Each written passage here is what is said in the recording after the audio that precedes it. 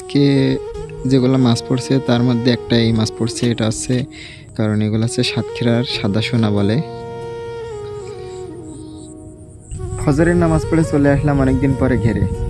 দেখুন, আমাকে এখন নিয়মিত ঘেরে আসতে হয় না, কারণ একটা লোক রাখা আছে, যার কারণে আমি একটু কম ঘেরে আসি।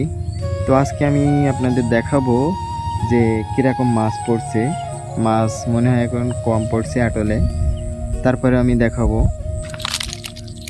আটল ঝেড়ে আসছে, দেখুন তেমন মাছ পড়ে নাই।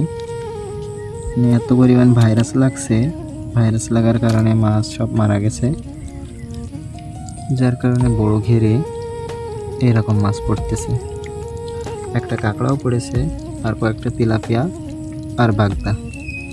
এই হলো মাছ। আজকে যেগুলো মাছ পড়ছে তার মধ্যে একটা এই মাছ পড়ছে, এটা হচ্ছে ছাটনা চিংড়ির বাসা। এটা আরও বড় হয়, অনেকেও অনেক নামে চেনে, এটারে বলে গলদা চিংড়ি। আমাদের সাতক্ষীরার মানুষরাই বেশি চিনবে এগুলারে।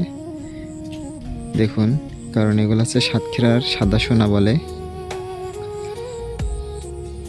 আমাদের সাতক্ষীরায় ইলিশ বাদে আর মনে হয় সব মাছ হয়, যেগুলা আমাদের বিশেষ করে আমাদের সাতক্ষীরাতে চিংড়ির চাষ একটু বেশিই হয়।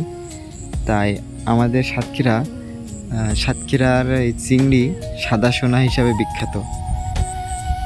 আমি ভালোভাবে ভিডিওতে দেখাতে পারি নাই মাছগুলা, অন্য সময় দেখানোর চেষ্টা করব ভালোভাবে। আর ভিডিওটি ভালো লাগলে অবশ্যই লাইক কমেন্ট শেয়ার করবেন।